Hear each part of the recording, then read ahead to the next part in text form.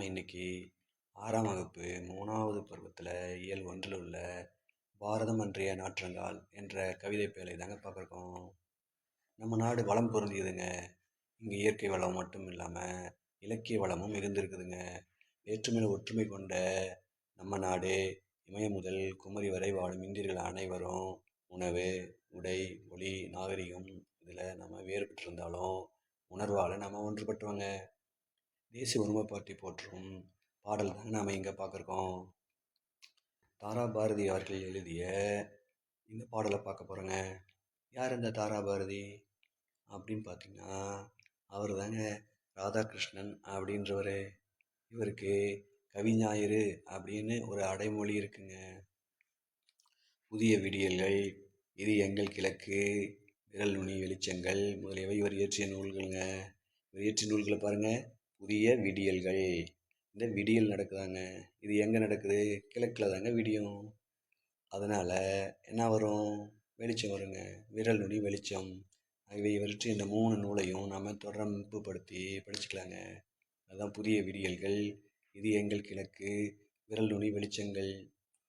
நாம் பார்க்குற இந்த கவிதை தாராபாரதியோடைய கவிதைகள் அப்படின்ற தொகுப்பில் இருந்து கொடுத்துருக்காங்க.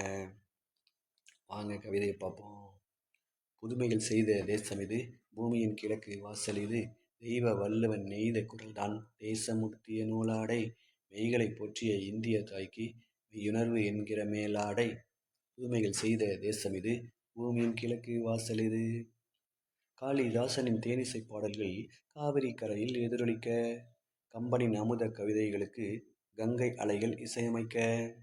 புதுமைகள் செய்த தேசம் இது, பூமியின் கிழக்கு வாசல் இது. கன்னி குமரியின் கூந்தலுக்காக காஷ்மீர் தோட்டம் பூத்தொடுக்கும், மேற்கு மலைகள் நதிகளை அனுப்பி கிழக்கு கரையின் நலம் கேட்கும்.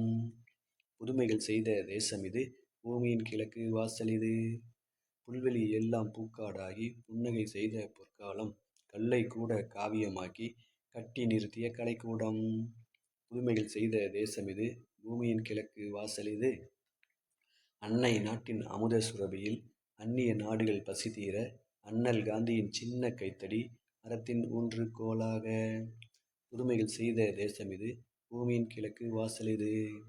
அவ்வளோதாங்க தாராபாரதி எழுதிய கவிதை. இந்த கவிதையில் நம்ம தேசம் நிறைய புதுமைகளை செஞ்சுருக்கு. இது தாங்க பூமியின் கிழக்கு வாசல் அப்படின்னு சொல்கிறோம். அதனால தாங்க நம்ம நாட்டை எல்லாரும் தேடி வந்து நம்ம நாட்டில் இருக்கிற செல்வ வளத்தை பயன்படுத்துறதுக்காக அந்நியர்கள் கூட வந்தாங்க. சரிங்க. தெய்வ வள்ளுவன் நெய்த குரல் தான் தேசமுடுத்திய நூலாடை அப்படின்னு சொல்கிறாருங்க. தெய்வ வள்ளுவன் நெய்த குரல் தான், ஆகிய திருக்குறள் தாங்க நூலாடையாக நம்ம தேசத்துக்கு இருக்குது அப்படின்னு தாராபாரதி சொல்கிறாரு. அது மட்டும் இல்லாமல் காளிதாசனுடைய தேனிசை பாடல்கள் எங்கே எதிரொலிக்கணும்னு சொல்கிறாரு?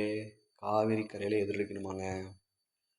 கம்பனின் அமுத கவிதைகளுக்கு கங்கை அலைகள் இசையமைக்கணுமாங்க. எவ்வளோ அழகாக சொல்லியிருக்காரு பாருங்க. கன்னிக்குமரியின் கூந்தலுக்காக, ஆகவே கன்னியாகுமரின்னு நாம் சொல்லுவோம் இல்லைங்களா, அதுதாங்க கன்னிக்குமரியின் கூந்தலுக்காக காஷ்மீர் தோட்டம் பூத்தொடுக்கும் என்று கன்னியாகுமரியும் காஷ்மீரையும் இணைச்சி பாடியிருக்காரு. மேற்கு மலைகள் நதிகள்லாம் அனுப்பி கிழக்கு கரையின் நலம் கேட்குமாங்க.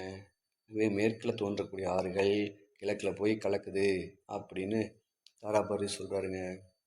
புல்வெளி எல்லாம் பூக்காடாகி புன்னகை செய்த பொற்காலம் அப்படின்னு சொல்கிறாருங்க. கல்லை கூட காவியமாக்கி கட்டி நிறுத்திய கலைக்கூடம் தாங்க நம்ம நாடு. அன்னை நாட்டின் அமுத சுரபியில் நம்ம நாடு வந்து எல்லா பொருளும் எல்லா வளமும் நிறைந்திருக்கிறனால இதை அமுத சுரபின்னு சொல்கிறாருங்க. இந்த அமுத சுரபியில் எல்லா நாட்டுக்கும் நம்ம ஏற்றுமதி செய்கிற பொருளெல்லாம் வச்சு அவங்க பசி தீர்றாங்க. அண்ணல் காந்தியோட இந்த சின்ன கைத்தடி அறத்தின் ஊன்றுகோலாக இருக்குதாங்க.